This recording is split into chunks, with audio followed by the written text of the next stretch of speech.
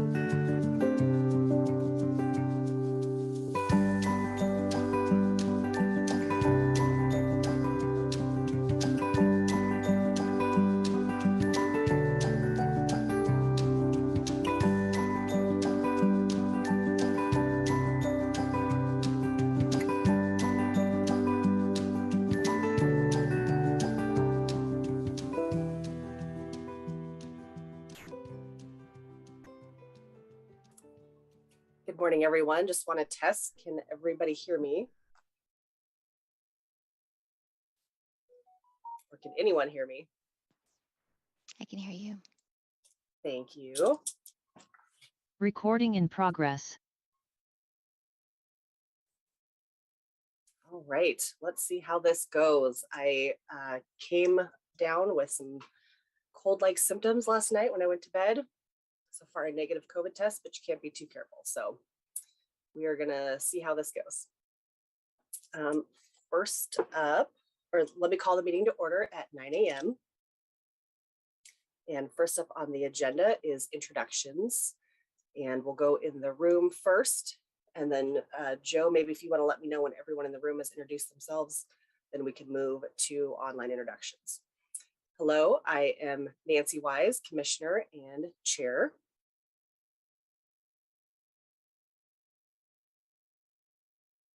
Oh, and I cannot hear Pat. I'm Pat Malone, Commissioner and Vice Chair. Good morning, Joe Kirby, County Administrator. Erica Milo, Board Recorder. Corey Grogan, Public Information Officer. Molly Murphy, Vet and County Veteran Services. Commissioner, that takes care of everybody in the room with the exception of Vance Croney, our County Counsel, who just joined us. Hello, Vance. Hi, Nancy. All right, then we'll move to introductions on the internet. Jeff Van Arsdale, Benton County Sheriff.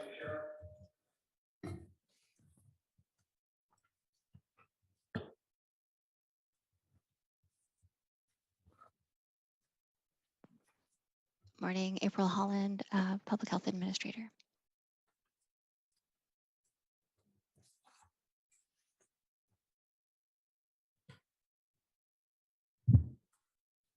All right, is there anyone else on Zoom that would like to introduce themselves?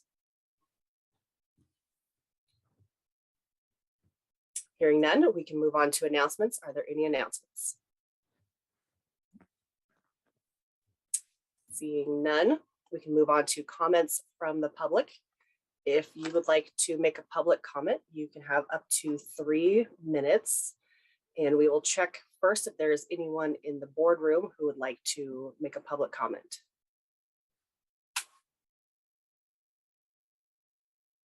Hearing and seeing none. All right, is there anyone on Zoom who would like to make up to a 3-minute comment?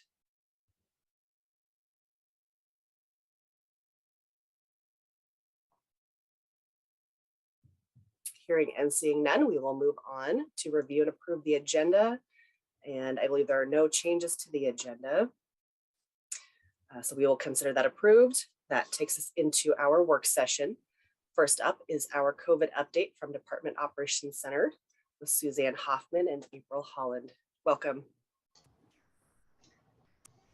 Good morning, Commissioners. I'll turn it right over to April for the update. Thank you, Suzanne. Good morning, everyone. We're getting right to it today, it seems. Today, I have some encouraging news for you about the current state of the pandemic. Reported cases are down, and our statewide wastewater surveillance is showing a downward trend. Reported cases for the week of August 7th, so last Sunday, totaled 139, which gives us a 7-day rate of 148 per 100,000. Of course, we know our reported cases reflect a sizable undercount of actual infections, but analyzing, testing, and case data can provide an impression of where we are in terms of transmission. We also look at our positivity rate, which, as you know, is the proportion of tests that are positive out of all the reported testing. And that rate was as high as 19.5 in late June. And last week's data reflects that as 9.8%. Also, reported cases have not been under 200 per 100,000 since April. And Benton County continues to test at a high rate relative to most counties in Oregon.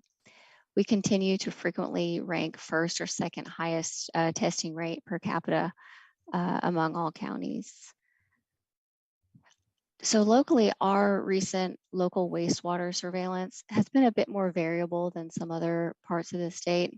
We know that reporting is lagged a bit, however, so we're going to continue monitoring. And as we have from the start, we're going to continue to follow reported cases and other sources to better understand transmission trends. Last Thursday, Benton County was moved to the low CDC COVID-19 community level due to the reported case rate being less than 200 per 100,000. And regarding severe disease, we know that hospitalizations and deaths lag behind cases. And while we have seen some decrease, hospitalizations remain elevated at this time, with the most recent data shows 9.4 new COVID-19 admissions per 100,000. And very sadly, since August 1st, we've learned that the deaths of 5 additional individuals have been contributed to COVID-19. As we move out of this current wave, we may continue to see severe illness and loss of life. Our communicable disease team also continues to provide support to many high-risk settings experiencing outbreaks. And then, looking forward, at this time, there's not a known new variant poised to cause a new wave of infections. I believe the next anticipated increase would likely be due to waning immunity at the end of September or October. We continue to recommend that community members protect themselves and their loved ones by being up to date with COVID-19 vaccination and assessing their individual risk to determine layering of additional protections. And vaccination is available at many locations, including the Samcare Express locations in Corvallis and Albany, and the Lincoln Health Center by appointment, both by appointment. You can check our website for more info. And at the OSU Memorial Union, yesterday and today. And we'll be at the Boys and Girls Club at Clemens Primary School in Philomath and at Monroe High School at the end of the month. I don't have any new updates on boosters for you. A new bivalent booster should be available at some point in the fall. And you may have heard last week that CDC updated its COVID-19 guidance. The guidance is more in line with what Oregon Health Authority has been doing since around March, when quarantine after close contact was no longer required for most individuals. There are some points of divergence. However, OHA will continue to provide tests to K through 12 schools for diagnostic and for screening purposes for those who wish to participate. And while the CDC has updated its COVID-19 guidelines, many of the recommendations remain the same, and they're rooted in the most effective strategies to protect ourselves against COVID-19. To get vaccinated, to stay up to date with boosters, to test if you have symptoms or if you've been exposed, to isolate if you test positive, and to wear a mask if you're in an area with high COVID-19 community level. The CDC also continues to recommend that people take additional precautions if they are at higher risk for severe COVID-19. And then one final thought before I wrap up this short update today. Whether we're talking about COVID-19 or a summer cold or food poisoning, you can always choose to make your plans a little bit safer. Please continue to visit our website and the CDC community levels to check in on the pandemic weather and layer appropriately. Right now, the sun is peeking out from behind the COVID clouds, and many of you may enjoy a bit of vitamin D. Remember, deciding to layer protections like masking when the risk is higher and in crowded settings or when traveling, for example, is a good idea, even if you don't apply it all the time. That's all I have for you today. I'm happy to answer any questions that you may have for me. Thank you, April. Any questions? Yeah, April, you mentioned that there's currently no new variant going around.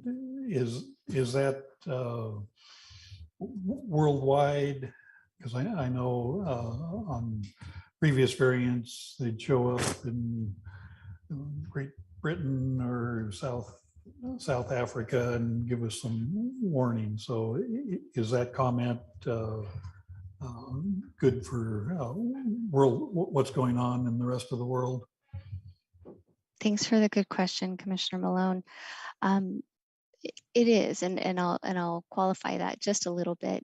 Different parts of the world are experiencing different levels of transmission and they experience waves differently depending on many factors, including when a variant is introduced, the level of protection, and the level of individual protections that people undertake in response to increased transmission.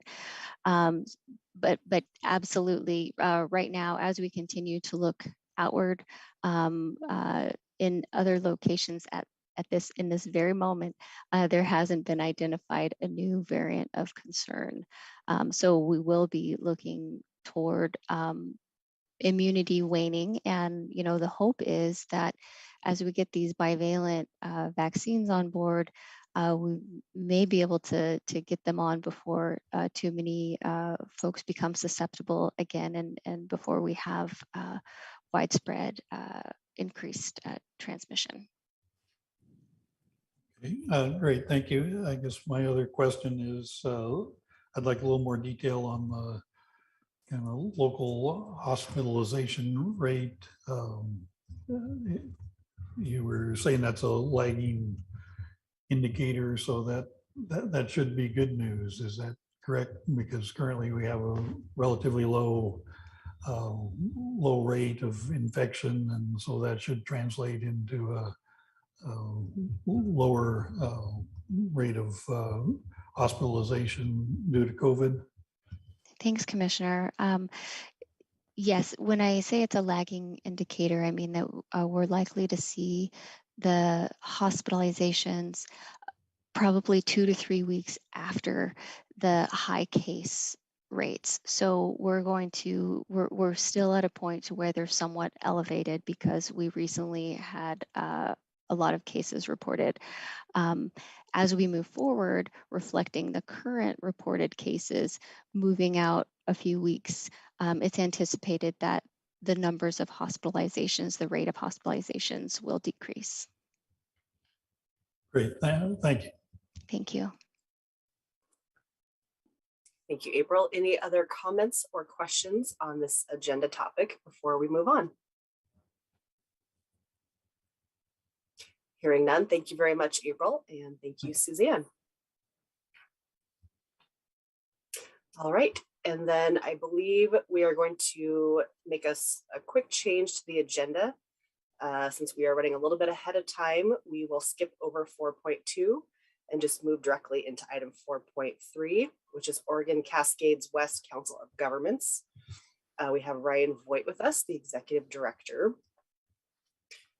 Welcome, Ryan. And is that also Molly Murphy, perhaps? Welcome. Good morning, Commissioners. Yes, it is Molly. Thank you very much for having us this morning. For the record, I'm Ryan Vogt. I'm the Executive Director for Oregon Cascades West Council of Government. And before we get started, I'm really excited to introduce everybody to our new communications officer, Meg Walker, in the back. It's been a long journey, and I think it's probably a fatalistic approach in that we just needed to find the absolute right needle in the haystack, and we are thrilled that we have her now. So glad to have her on board.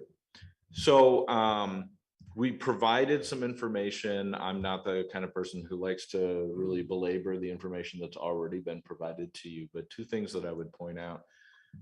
One is we provided our county annual report, and I'm unsure whether or not we provided that the last time we were here, but I wanted to just highlight for that this, if I did not provide it last time I was here, because it was right about that time we were publishing it, is that to the best of my knowledge, this is the first time that the COG has pulled together data in this fashion to really talk about our footprint in the communities.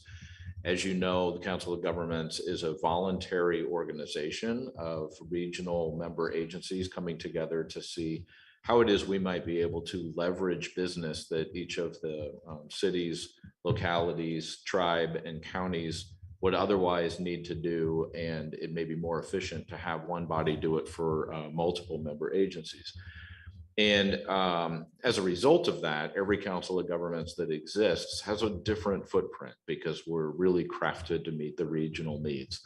So this was part of our attempt to put down on paper in a kind of an educational way about the ways that we touch your community, everything from our seniors and people with disabilities to our community services programs and the economic development, transportation, and ride line brokerage, small business lending, everything that we do kind of in one place to get a feel for the depth and breadth of services that we provide is a little bit unorthodox in terms of just going to an agency for one body of work.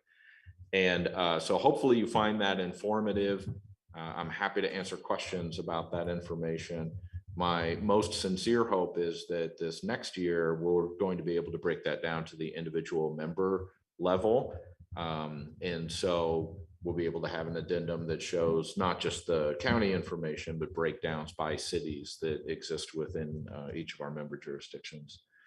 So that is there for you for a little bit of education and refresher about what all we are doing in your community. And again, I'm happy to answer questions about that. We also provided a relatively comprehensive update about what's going on this quarter, or some newer information about what's gone on in this last 6 months.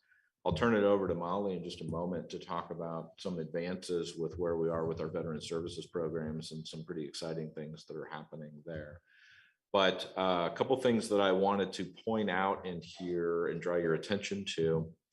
One of them is the COG has been asked by the board of directors to investigate what a regional bias incident response system might look like. And this is in response to a number of concerns brought forward by the community about what their experience is in the community, because they are different than kind of the majority of the community. And so the way they move through life and what they experience, it is different. And we have, unfortunately, bias incidents that happen. And this issue was initially brought forward to the board and to the COG by the city of Corvallis, who set some money aside to do some investigation on this particular topic because of some incidents that were happening specifically in their community. But there was some conversation that took place at the larger level about Corvallis is probably not unique in terms of the experience of its consumers or constituents that live in the community. And therefore, there may be a larger conversation to be had. So the board asked the COG to investigate what it might look like to have a bias incident response system that spans the entire region. So we were able to bring on a contractor a number of months ago. That contractor has done extensive research into existing bias response systems. They are now at the community engagement level. This is why I'm bringing it to you today, is because the community engagement level, it really means that the contractor is going to be out talking to people about what have they experienced in their community. What does that look like? From your lens, from your shoes, what has happened, and what types of resources are available to you, and probably most importantly, what would be helpful? Would it be helpful to connect you to existing resources? Are there resource gaps that would be helpful? Is there educational components that should be brought to bear, what have you? We don't know exactly where this is going to take us. But what I did want to let you know that those specific to Benton County, those conversations are coming up. There is one being held at the Philomath Community Library on Tuesday, August 23rd from 11 to 1. And there is another one at the C3 Center on August 25th from 5 to 7. Benton County is the first community engagement. The ones for Lynn County and Lincoln County are also scheduled in the next couple of weeks after that. But I did want to let you know, so that's on your radar in case you hear anything about it, or if you have the opportunity to spread the word for people who may be interested in going to those events. The other thing that I wanted to highlight that is not in the report because it is super hot off the press is that Benton County has been a strong advocate for our Stand By Me financial empowerment program. And it was through the commissioner's office here that we got the initial seed money and match money to begin that program. I am happy to announce that last week we received a approximately $24,000 grant from the Oregon Community Foundation, specifically to sponsor a Latinx coach. So providing us additional depth in terms of our ability to coach and the people who may benefit from our services. So we're super excited to have landed that. And then finally, from my chair, aside from any other questions, is when I came on board approximately 2 years ago, one of the things that I really set out to do was assist the agency in having some direction via a well-articulated strategic plan. And we have brought on a partner, Pivotal as our partner, to help us organize our thoughts into a multi-year strategic engagement to help us understand really where we want to point ourselves and kind of what's our primary areas of focus. Because again, being a regional entity with such a breadth of services, it can get pretty easy to get scattered in terms of chasing flashy objects whenever somebody comes to the table. So it's nice to have some strategic direction. That strategic direction will also include a clarification of our mission statement. If you go back through our artifact documents, the COG has been in existence in one way, sense, shape, or form for 52 years now. And if you ask what our mission statement is, it's going to be a pretty long ride up that elevator before we get to being able to clear that up. So we're going to try to tighten that up a little bit. And I'm very excited for the next stages on that. Commissioner Malone sits on both our board and part of our executive committee for the board, and has been part of the strategic planning process intimately. And the board in whole is going to be engaged as well in these next steps. They've already been engaged in some of the early steps, but now we're getting to the nitty gritty. We've gone from the kind of operational high flying, what's the great stuff we do, and what are our areas of opportunity. And we're now starting to narrow into a tighter, what do we want to focus on for the next couple of years? And that strategic plan should be ready for publication really by the end of the year is our time frame. So next time I come back, I'll have an update that'll probably be a little bit tighter in terms of the areas of focus that are emerging for us. So with that, I'll turn it over to Molly. All right. Just a few things I wanted to highlight this time. This report covers 6 months for us. I'm kind of getting caught up from a little, not sure which meetings to give which updates at. But we also changed the way that we reported this time, kind of moving away from being really graph heavy to a more holistic look at what all our office is doing and what we're doing out in the community. One thing I wanted to highlight was we had our first Lynn Benton stand down after the last 2 years of a hiatus with COVID. And we hosted it here in Corvallis for the first time. Actually, it's typically been in Albany. And we had roughly 35 veterans come through, which was a pretty big success, given that it's been a 2-year gap. And we're also been working with ODVA's LGBTQ+ coordinator a lot more, and getting some events planned with them on campus at OSU this year. We added a success story in there to kind of highlight some of the good work that our VSOs are doing and the impact that it has on our veterans. And then Miss Linda McMillan retired the end of June after 6 years at the COG and over 45 years of serving veterans. And we brought Melissa Wright on as our community services program administrative assistant, who's been taking over our phone calls and scheduling for us. So we're getting back to veterans a lot quicker now, which has been a positive. And we brought on Ian Briggs, who came with years of experience with working with veterans and representing veterans at the Board of Veterans Appeals in Washington, D.C. So we're very excited to have him on board. And we also have had a pretty big uptake in the number of in-person appointments we're seeing with veterans.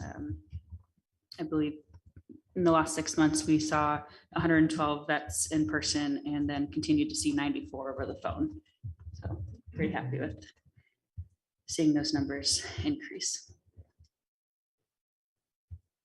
So as Molly mentioned, we've decided to shift things up a little bit in terms of how we're reporting, both in terms of our impact on the community, but specifically around the Veteran Services Program. What we experienced was our reporting was kind of legacy reporting that had been inherited through generations of our Veteran Services Program, and wasn't necessarily telling the story we thought in terms of the impact on the community. And we had met with Commissioner Ojiro as well to kind of get some feedback about that. So this is a kind of a newer, fresher look out of the gate in terms of what we think might be important to share about how it is that we're impacting veterans' lives on behalf of Benton County. We would be interested in feedback from the commissioners about are we hitting a mark, as now that you've seen a different level of reporting, is there something that excites you, something that is still missing that you would like to see, and see if we can kind of hone in on that.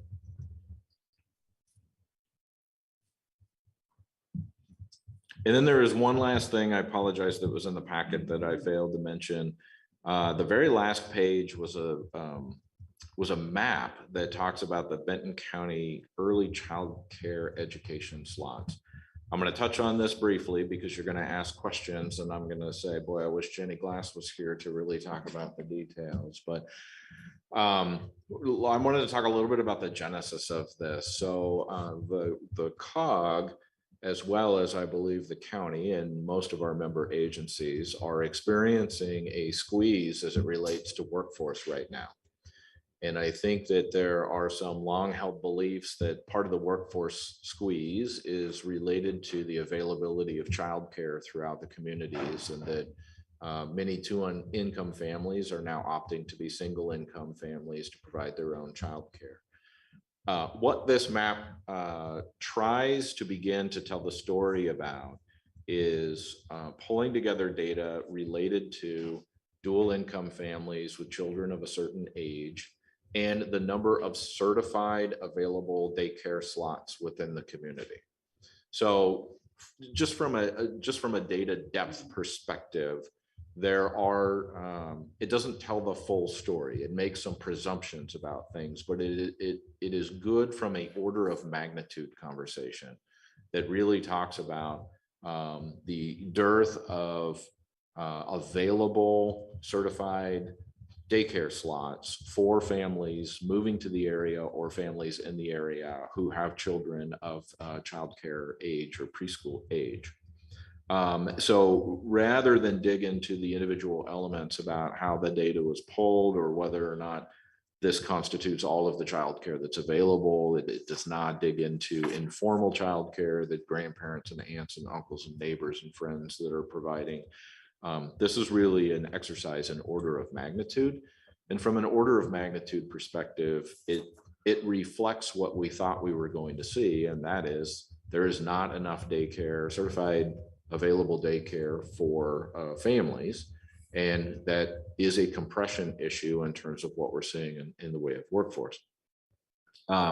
Where we take it from here is still some additional work on trying to increase the pipeline for people moving into this as a career path. So we are working with the community college. We're working with Oregon State. We're working with some of the high schools about trying to prepare people for this. We are also, this is an enterprise that typically has high turnover and low wages. And so we are looking at possible investment strategies that help bend the curve a little bit there.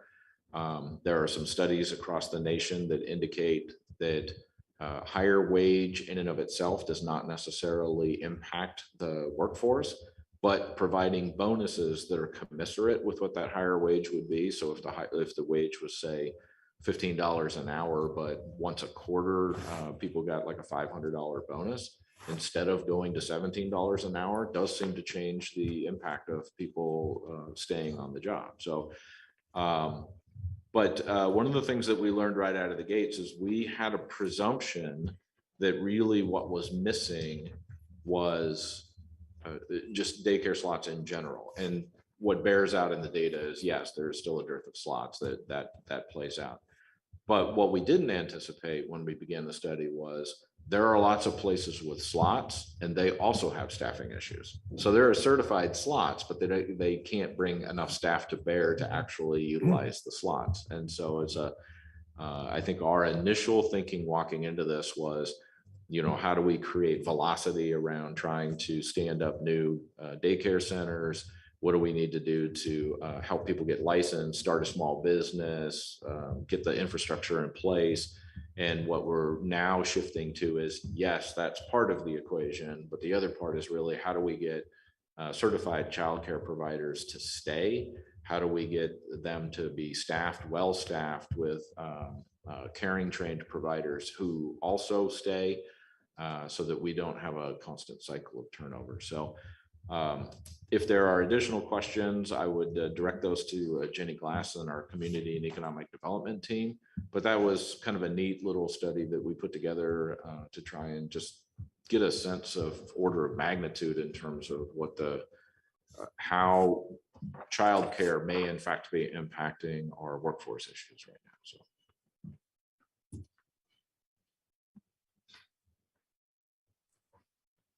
My turn. Are you ready for?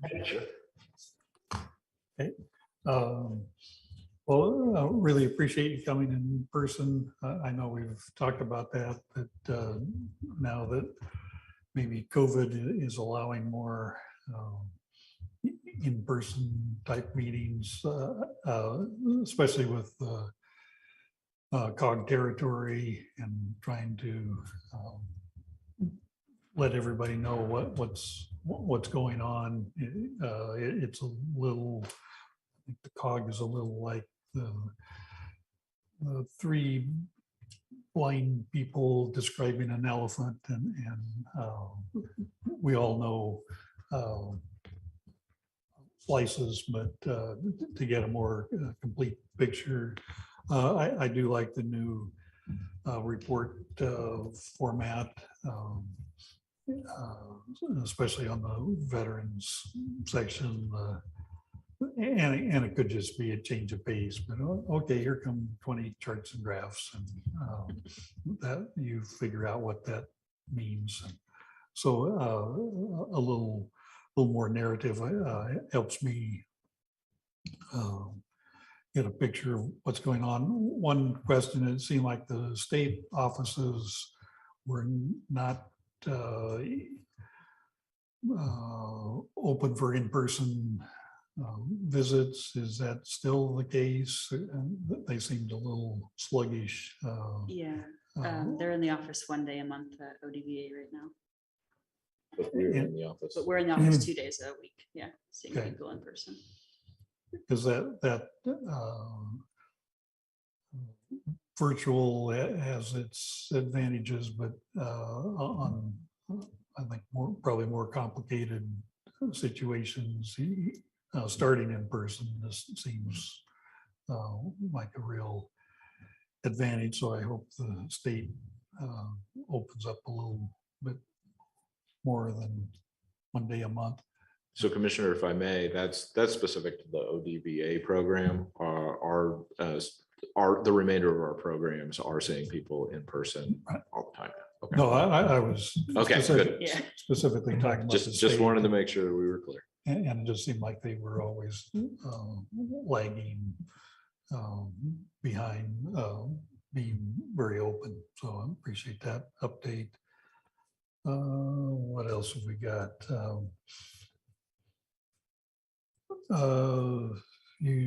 Ryan, you didn't touch on ongoing conversations with CSC and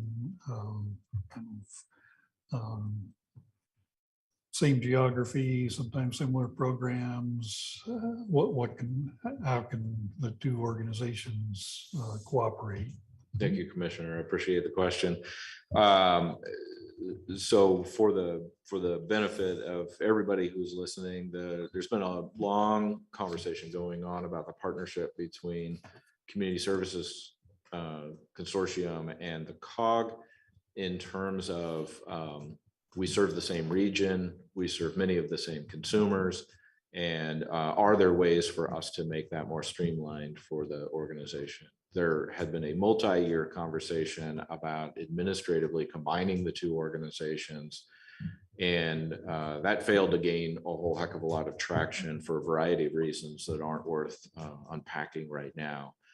The new executive director for Community Services Consortium, Peggy, and myself, we have decided to approach this using your elephant analogy a moment ago, we've decided to kind of eat this elephant from a different direction. And so we are working to figure out what is the right way to serve consumers, and how do we streamline our services collectively so that consumers have a better experience and a single shop when they come in.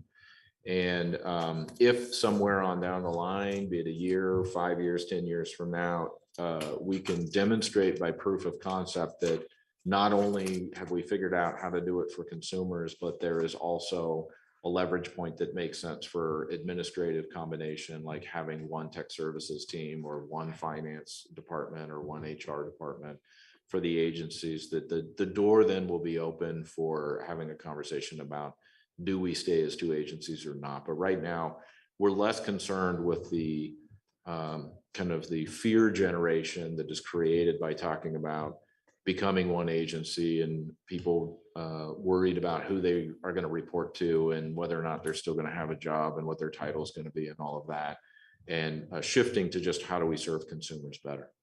Now, to that end, we have a couple of exciting things going on right now. We are going to be looking for joint tenancy space in the Corvallis area. We have our building on 9th Street, Community Services Consortium is a little bit further down the street. They have a multi-year lease, but our lease is approximately a year out at this point. And so we are going to be looking for joint tenancy space for both agencies to move in. Similarly, in the Albany office, COG owns its building, and now post impacts of the COVID pandemic, we recognize that a large portion of our workforce is going to be primarily teleworking for the foreseeable future. And so we have space that is not currently occupied, and the Community Services Consortium has about a year left on their lease. And we are evaluating right now the entirety of their Albany, well, I shouldn't say the entirety of their operations, the majority of their Albany operations actually moving into our building. And again, creating a one-stop experience for consumers that are eligible for multiple programs. There is already groundswell work happening on a kind of a universal eligibility front. So there is still lots and lots of work to be done there. But one example of a success story related to that is that we have seniors who are categorically eligible for some of the community services programs, especially their energy and weatherization programs, if they are already eligible for food stamps. So they've already met the identical thresholds. And we were able to clear the boundaries, kind of get over all of the hurdles to be able to provide to Community Services Consortium a list of consumers that meet their criteria, so they could send out postcards to all of the consumers to say, hey, you've already, you may have already won or whatever it is, but since you're already engaged with the COG on some level, you may be eligible for energy and weatherization services kind of categorically. And so let us know if you have a need for fixing your windows or getting insulation or roofing or what have you. So that's one example of kind of where we've moved forward in ways that we hadn't before.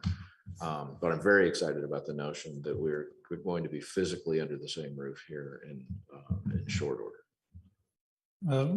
Great. I've been aware of some of the conversations, but it's nice to have an update and a little clearer idea of the timetable, and I'm all in favor of one-stop shopping and being consumer oriented and making it as easy as possible. So one of the other things that's happening, Commissioner, this is more of an area of opportunity, but the intent moved in comfortably, and that is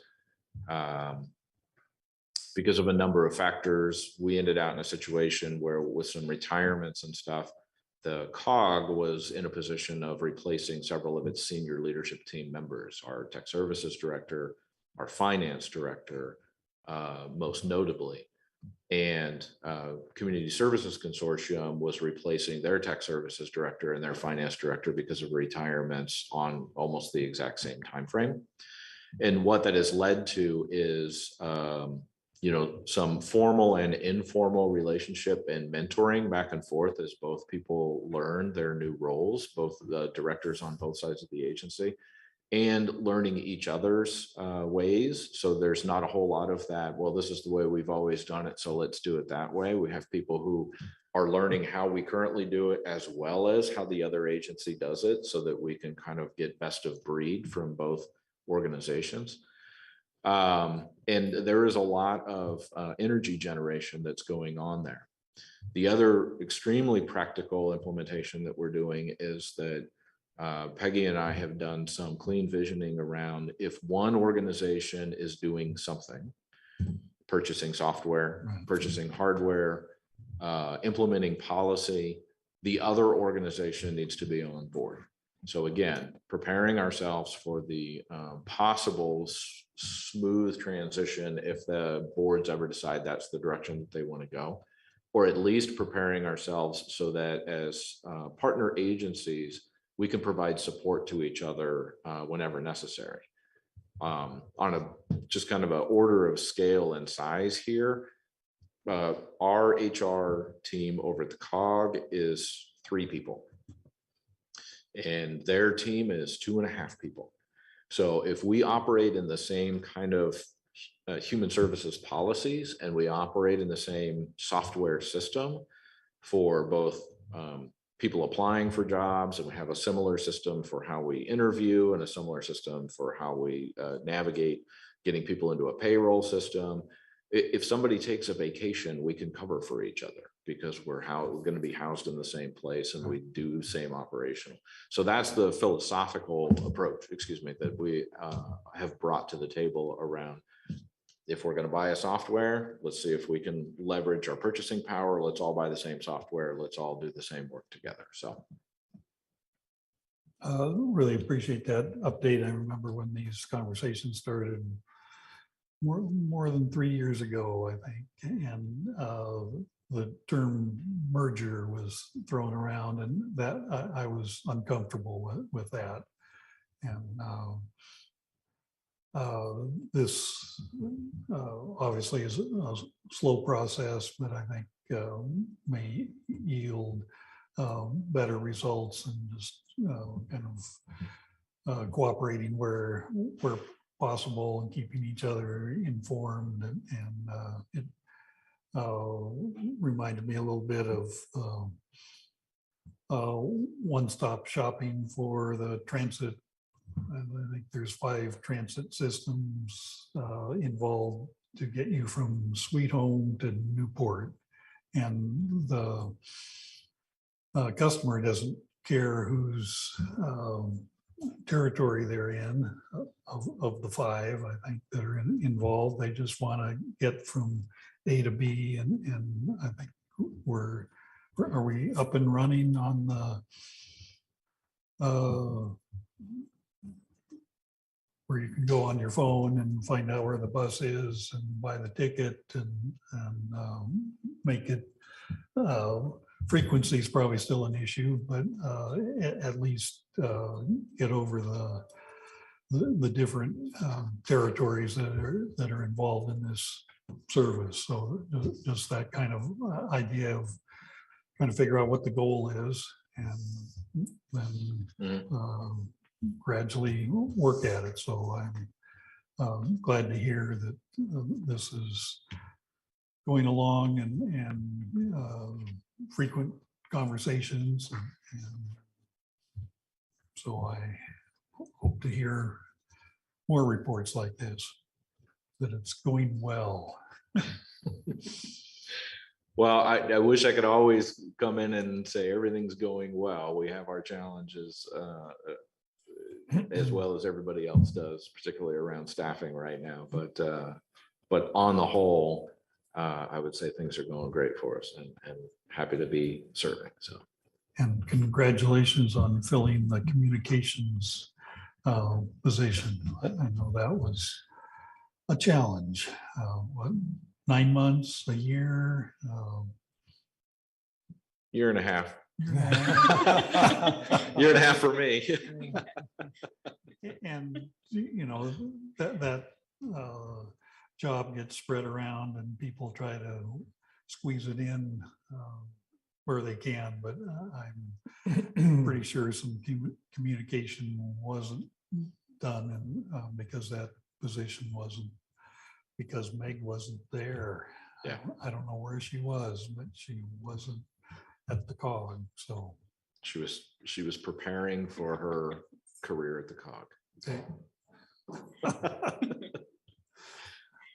Commissioner Wise, did you have a question? Yes, so I actually have just a couple of comments and questions. First of all, thank you very much for the information. I always appreciate having it ahead of time, and it was just very detailed and chock full of good information. So I really appreciate that. You know, you all do so much different work that spans so many different activities that it's hard to remember everything you do. So glad to see all of that. You know, one example, the Adult Protective Services, that was good to hear about in the multidisciplinary team.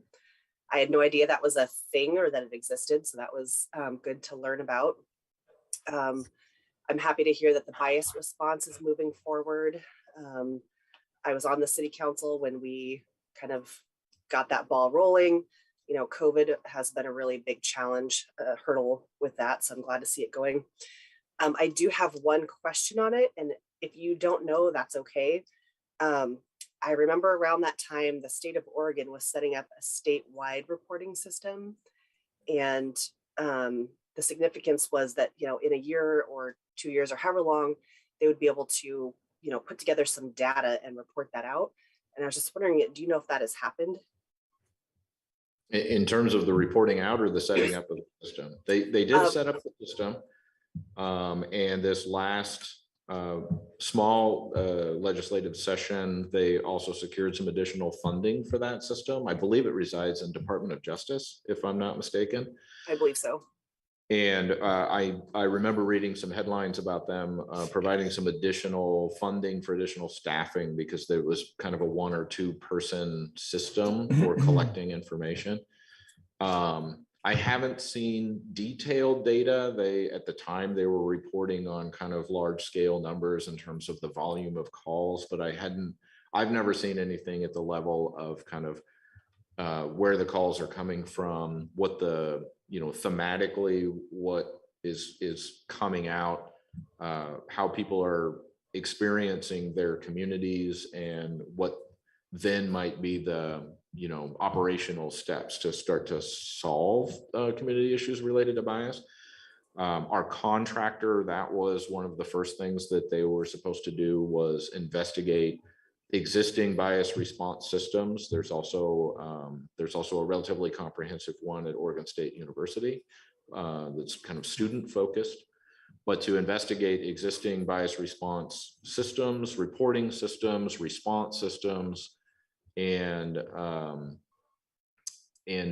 community affinity groups or other groups that may be available to do bias response, everything from kind of law enforcement systems to more civic engagement systems. And obviously we don't have the report back from our provider yet about what those, you know, what their research has brought to bear, but we're looking forward to that. I hope that answers your question. Yeah, no, that's very good to know. Thank you so much. Yeah, if we can get some of that information from them, if they have the data, you know, I know COVID threw a wrench in things, but I think that could be very helpful for our efforts. So thank you for that. I also wanted to highlight the little blurb that Ian Briggs provided. Just cracked me up, and I just have to know, is his fur kid a dog or a cat or? It's a dog. Dog, okay.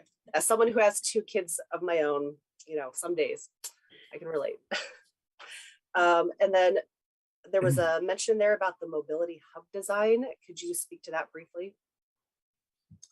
Sure. So the mobility hub design is for a multi-modal, mobility center. There's one that's I believe going in at LBCC, and a second hub that's going in at OSU. The intent would be that this is a center both where people can get public transportation in terms of busing and what have you, but that if there is a bike share program or the scooter program or what have you, that all of that stuff would be available there. We would also link it to various carpooling options and things of that nature. You'll see from this blurb, and I apologize, I'm not fresh on the details here, but you'll see on this blurb that as we moved through the initial design phase, we landed grant funds to help with the initial design phase, and both OSU and LBCC have kind of reapproached the design with some new customization that they would like to do, and now they're doing the dance, I would say, in terms of can we fund the modifications? How much would that skew the design work? And do we need to bring additional funds to bear in order to make those both of those hubs fit within the design schema? Okay, so it sounds like it's likely that there'll need to be more funds found for that. Is that correct? Yeah, I think there's a high probability that we can get more funds. We're definitely chasing it.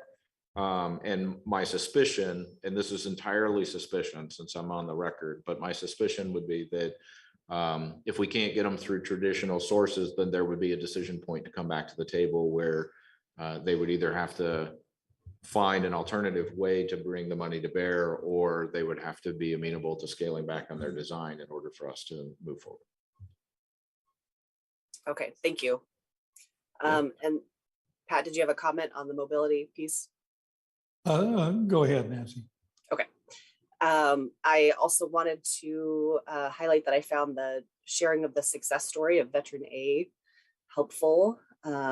Also kind of heartbreaking that we have so many of those situations that need that level of support. So thank you for all the work you do there.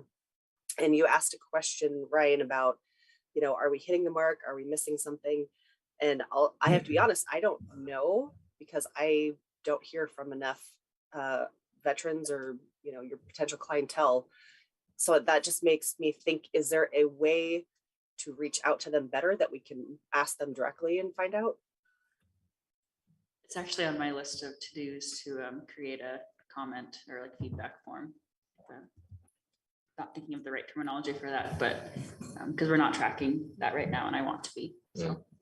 But Commissioner, and also now that we're able to resume in-person meetings, what you will see is that Molly and her team have exponentially increased outreach efforts and other efforts to make sure that we have veterans that don't know that we deliver these services or don't know that they might be eligible for these services. So everything that we can do to kind of get the word out there to increase engagement is one of the things that we were doing.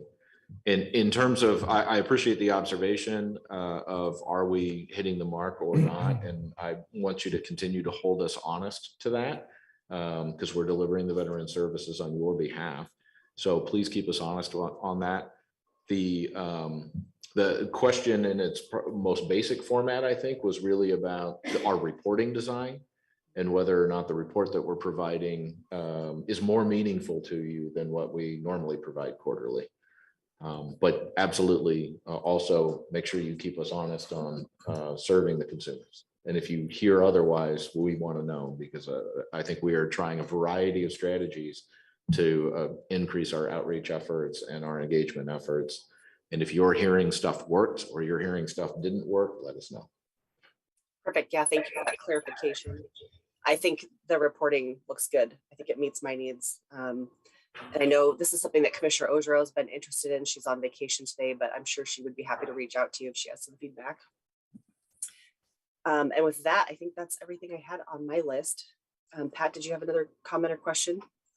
Yeah, speaking of filling holes in the transportation area, that Nick Metzger has been on sabbatical, I guess you'd call it, for 6 or 7 months, and his return's fairly imminent. Is that mid-September? Yes, that's our plan. I hope that's also his plan. Well, just people having to fill in and try to keep projects going. The mobility hub was mentioned, and it'll be nice to have the main person back to, because there's a lot going on in the transportation realm, and it'll be nice to have Nick back fairly soon. Yep, we're looking forward to it. Joe? Thank you, Commissioner. I just wanted to make a brief comment, Ryan, relative to the childcare journey that your organization has been on. It would be good for us to stay in touch with one another. When we originally envisioned the Calapooya building, our new county service center, we had looked into the possibility of trying to provide some type of childcare on site for employees, and then for whatever slots were not taken up by employees to open up to the broader community. But we quickly realized that there were a lack of providers, and that, with a host of other challenges to overcome, really discouraged us from going that route. It's still an aspiration, I would say, but we would certainly look for partners to help us figure out how to make that happen. So I wrote, is it Jenny Glassman? I wrote her name down, and I'll connect with her on this topic. Yeah, this may be a great mutual learning space. To be fully candid, we've entertained the same conversation about our own building and what it might look like to have an on-site kind of employer run, or at least employer provided space for a certified childcare provider. So it may be that we can get some mutual gain from having that conversation. So yeah, Joe, if you want to reach out to Director Glass, and I'll make sure to have her reach out to you. So super, thank you. Great, thank you. All right, other comments or questions on this agenda topic before we move on? Hearing none, thank you very much, Ryan and Molly. We appreciate you coming here today. I'm sorry I couldn't be there in person. Thank you, Commissioner. Appreciate it. Thank you for having us. Have a wonderful day. And with that, we will take a 5-minute break. We will be back at 10:03.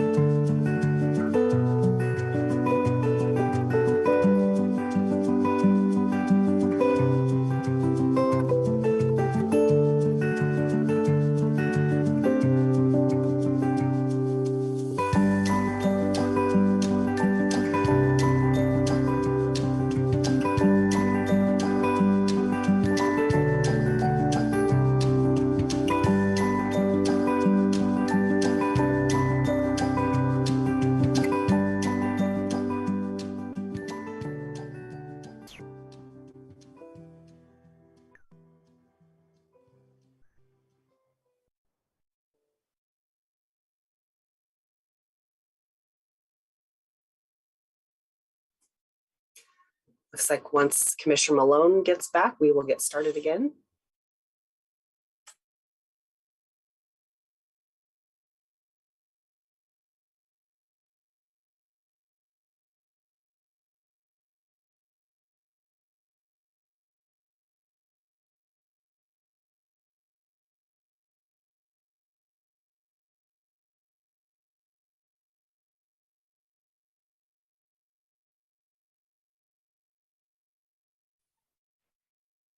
Commissioner Wise, we're experiencing a technical difficulty. Please hold on.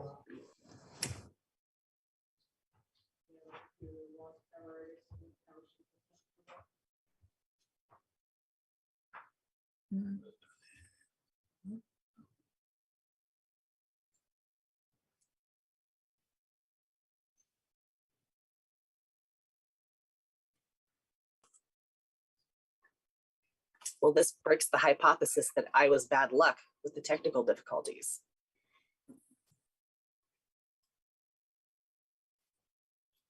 Erica, how much time do you think we need? Should we extend our break or not?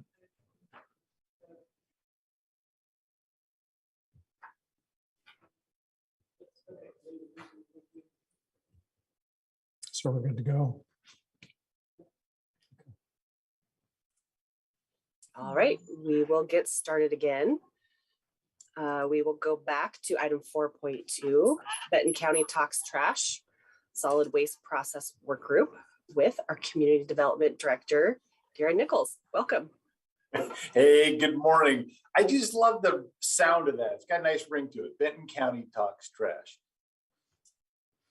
I will be very respectful this morning as we talk trash in Benton County. Commissioners, thank you very much for making time this morning. I should note that this is the first of what will become a twice monthly project update intended to keep the board in touch with the work group between now and the end of the year, and also to provide an opportunity for the board to provide feedback or direction to the work group going forward. So we don't know exactly what this update will look like. Today it looks like me and Daniel Reddick is my partner in crime. I'd like Daniel to be able to share his screen here in a moment, and we'll walk you through kind of where we are in this project.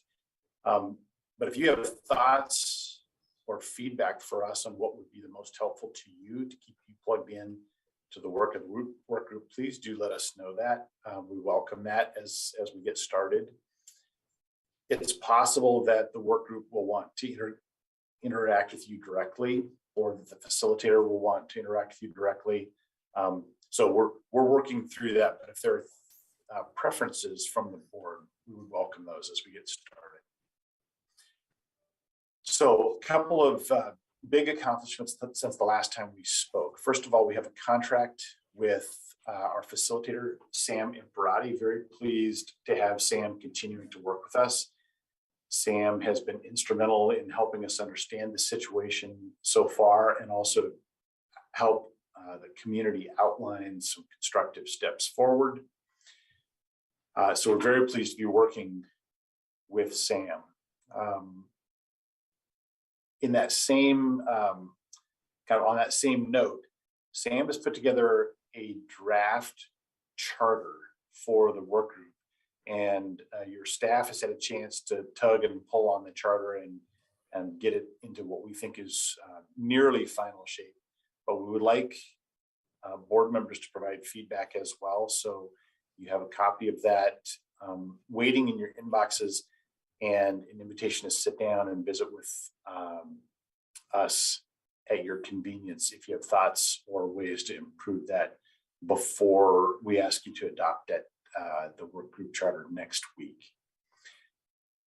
Daniel Reddick and Vance Croney have also been working on some of the background documents that were part of the recommendation in the situational assessment. Most notably, Daniel has made substantial progress on a common understandings document draft that will be ready to share with the work group once they're stood up and working. Daniel has also put together a work group website and begin to populate that with some of the background documents, including a fairly substantial history of Coffin Butte landfill and some other relevant documents. which we think will be helpful to have that kind of library available to the work group.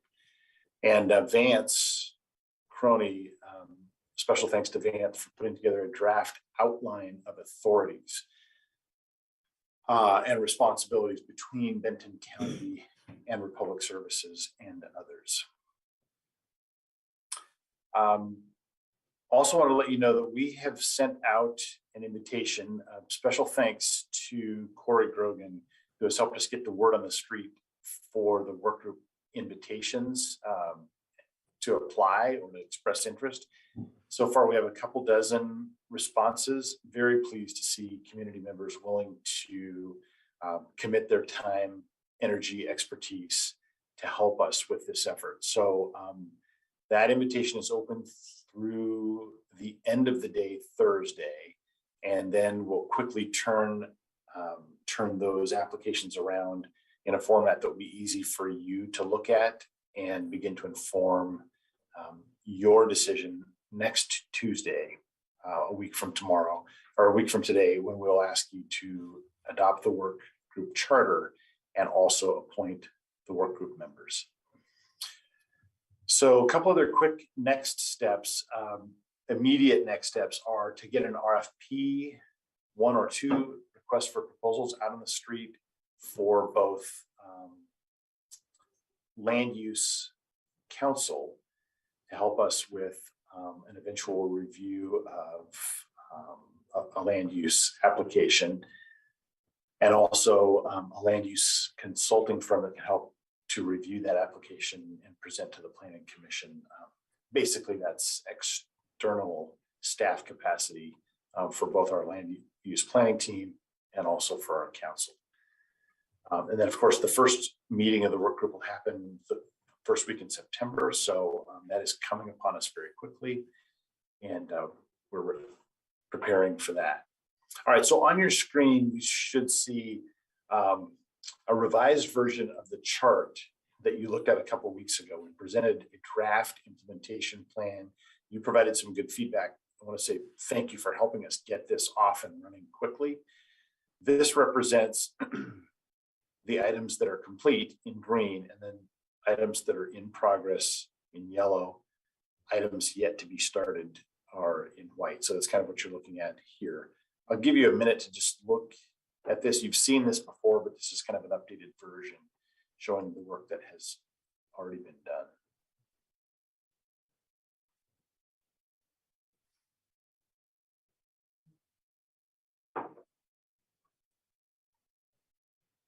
So that really is the extent of the update today. It's pretty brief. I just wanted to let you know that we're making good progress. I'm really proud of our team for working, I'd say tirelessly, although I'm sure there are moments when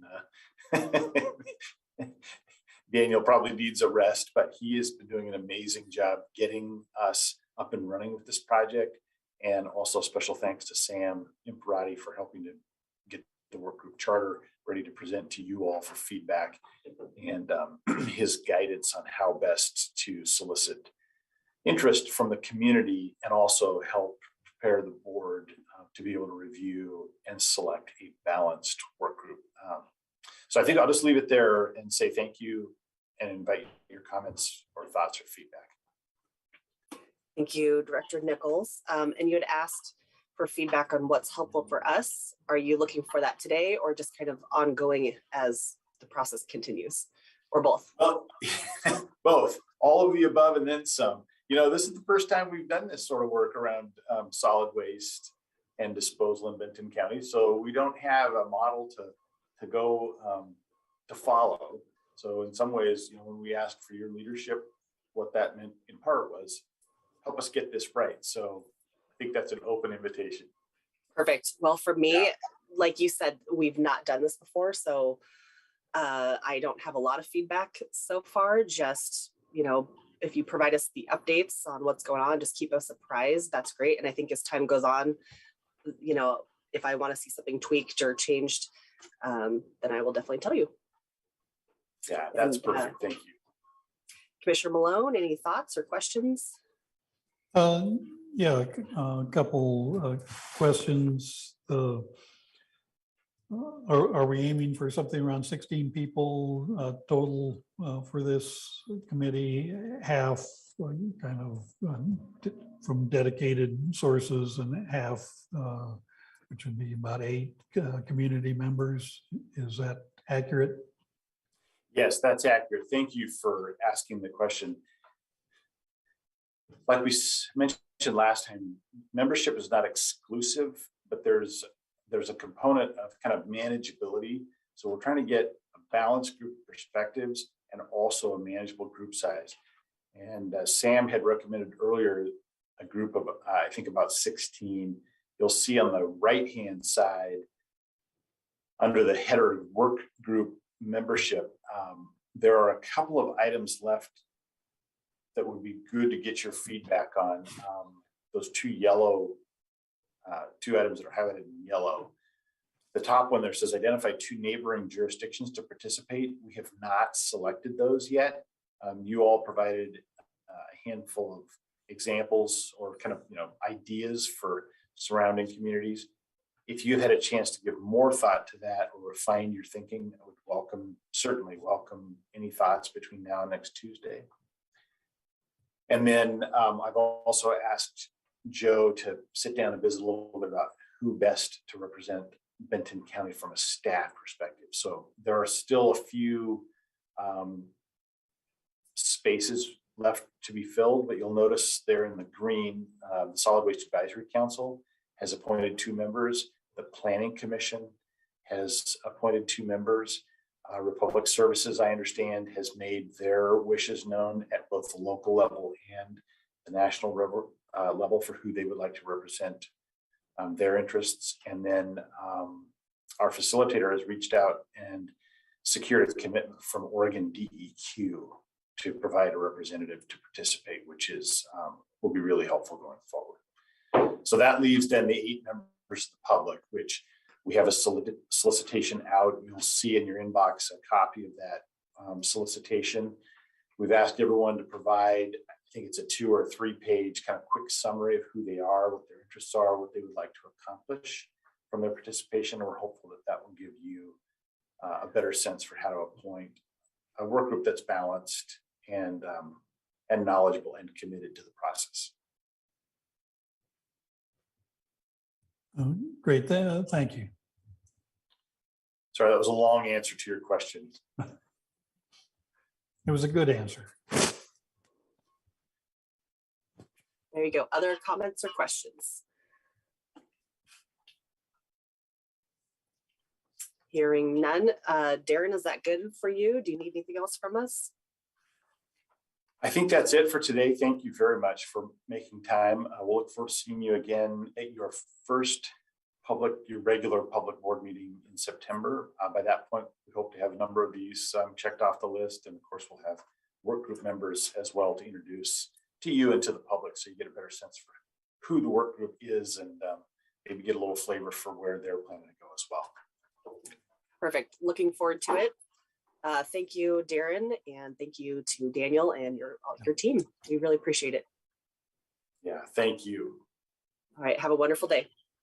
Shoot, take care. All right, and with that, we will move into our business meeting. Next up, 5.1, selection of architect for courthouse project. And we have with us today, Gary Stockoff, the Public Works Director. Welcome, Gary. Well, thank you, Commissioner. Commissioners, good morning.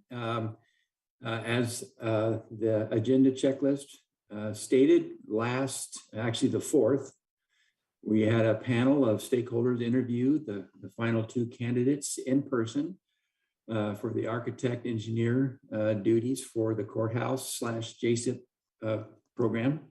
And as you see on there, it is recommended unanimously that DLR be selected as the architect and that we begin contract negotiations with them. So if you have any questions or comments about that, I can try to answer that. Joe was a member of the selection committee as well. And I also see the sheriff is online. He was as well. And so if you have any questions, we are more than happy to try to address those.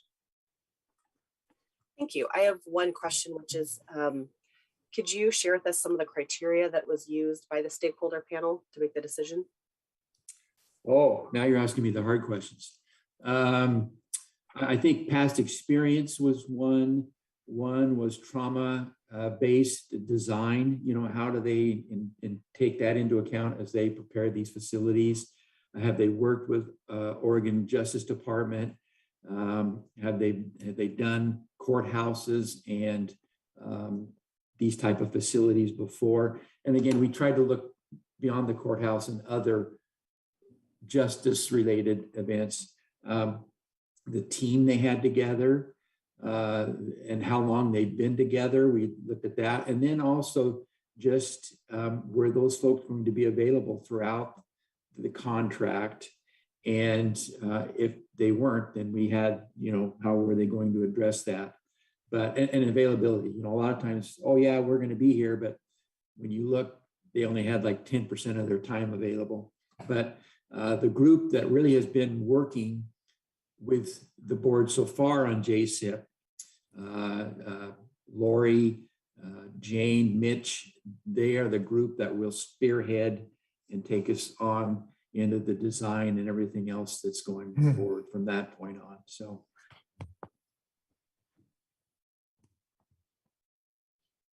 And I will say we had two excellent companies. We really did. It was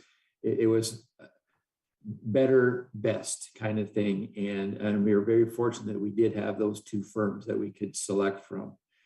It's good that we have DLR because clearly they have all the background and we'll be able to hit the ground running. In fact, we've already really started working with them on their contract so that we can get that done and move into the next phase. Perfect, thank you. Joe, did you want to add anything to that? Commissioner, yes, thank you. I'd like to first of all recognize Gary. Gary did an excellent job of working with OTAC, who is a project management firm that we've brought on board. I think the process was very thorough. He had an extensive panel of stakeholders that interviewed the two companies, and I found it to be really useful and informative. I would highlight that this particular decision that the board is being asked to make this morning is really critical, not just as it relates to the courthouse and the architecture and engineering regarding the courthouse, but it really does set the stage for the entire campus, if you will, as we begin to move forward with hopefully constructing additional facilities there in the future. So I think that this is the decision that sets the tone and tenor for the rest of the campus. I'd also like to recognize Nick. Nick Kurth is in the audience today. He is our Justice System Improvement Program Coordinator, Program Project Manager is what I should say. And Gary and Nick have partnered on this, and I'd like to afford Nick the opportunity while he's here if he has any additional comments he'd like to share. Okay, thank you. Wanted to be here to answer any questions. Great, thank you. Nick doesn't have any comments currently, but certainly, commissioners, if you have questions of him, I know that he's available as part of the discussion this morning. Thank you. Commissioner Malone.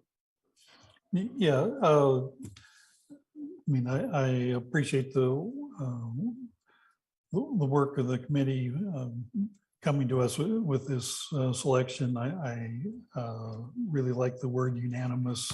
That and I know DLR has been involved in the process already, so it's they should be ready to go. Maybe this is a question for Nick, but just what has DLR done for us to date, and because you mentioned Jane and Lori and Mitch, and I know they've presented before, but just maybe a little background on their efforts on this project to date. Sure. Well, DLR Group has been our pre-design or conceptual design consultant since we kicked off that phase of the Justice System Improvement Program almost 2.5 years ago now. So long road. Of course, delays were caused as a result of the COVID-19 pandemic. As we pushed out our bond date. However, to DLR's credit, they've maintained their original team through this entire journey, 2.5 years. And as Gary noted, it's the same team that they're going to bring to the table for architectural and engineering resources for the new courthouse and potentially for the entire community safety and justice campus. So, they've been instrumental in the site selection process, which was a 20-month process. They, of course, really were instrumental in both the county's interactions with the Technical Advisory Committee and Community Advisory Committee, which really led to the conceptual designs that we shared with the public last year, and which is really which will be reflected on the campus now. As well, they have, as part of the work, they have developed a site master plan, which we will be sharing with the Board of Commissioners in early September, and which the JSIP Executive Committee will actually be seeing for the first time today when we meet. So they have, as Gary said, given a tremendous amount of thought to the campus, not just the courthouse, but certainly the courthouse as well. And really lucky to have that same team advancing this project into its next phase, architectural design and engineering. Great. Thank you. That's I appreciate the refresher on the history and that I'm glad we had two good choices. That's always the best way to go. But, so that was my question. All right, thank you. Well, if there are no other comments or questions, I would entertain a motion. I'll move to select DLR Group as the architect for the new courthouse and direct staff to enter into contract negotiations. Second, all those in favor say aye. Aye. Aye. Motion carries. Thanks, commissioners. Thank you, Gary. We appreciate all of your work on this, and thank you, Nick. Well, and this is exciting. I mean, like Nick mentioned, this is so far been at least a 2.5-year journey, and as we are able to make decisions, and the project becomes more and more real. So that's exciting. Agreed. And thank you, Gary, and your team. All right, and with that, we will move to other. Is there anything else for the good of the order? Hearing none, I will adjourn the meeting at 10:27 a.m. And I hope everyone has a wonderful day.